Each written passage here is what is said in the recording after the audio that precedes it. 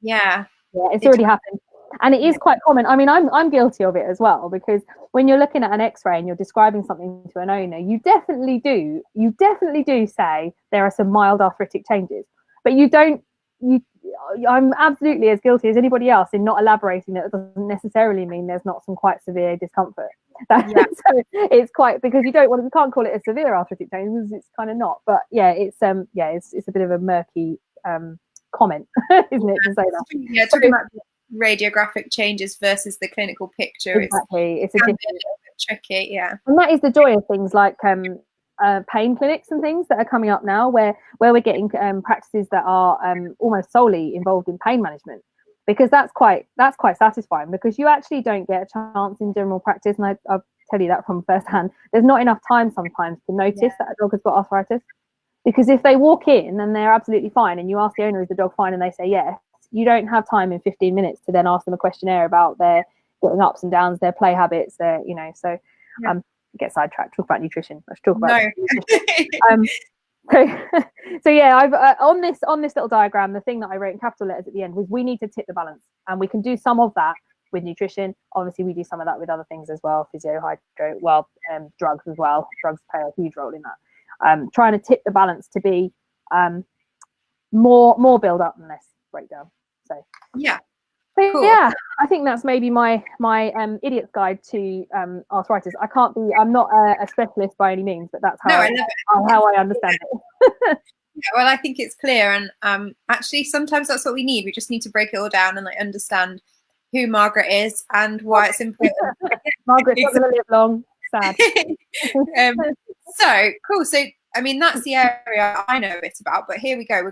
Let's get stuck in. So how do we form a nutritional strategy to fit in with that? What do we do? Yeah. So what I've done is I've broken this down into each section of my little chart. So I've broken it down into what we can do nutritionally about the risk factors, what we can do nutritionally about the inflammation, the chondrocytes, the proteoglycans. What can we do about each part? Almost everything that I mentioned you will have heard of. It's not going to be there's not going to be any magical powder in here. It's just all the same stuff. But it's just nice. I think a lot of people tend to go to the shop and buy the supplement with arthritis written on the front, and they don't always consider whether it's useful or helpful or the right dose. That happens all the time for the condition their dog actually needs. So hopefully that's what we'll do. So when you've got we've got our risk factors. Developmental disease. Of course, if your dog is a dachshund and it has an inevitable genetic predisposition, I can't stop that. But if you are talking about a growing large breed or a growing giant breed, then we definitely can improve the chances of that dog developing.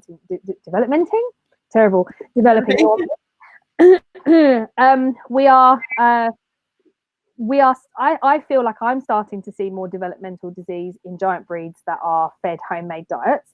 That absolutely doesn't mean don't do it, but I think we've just got to be really clear that if you're going to feed a giant growing puppy, you must make sure that the balance is good. And by balance, for me, I formulate to the same guidelines that kibble foods do or tin food do.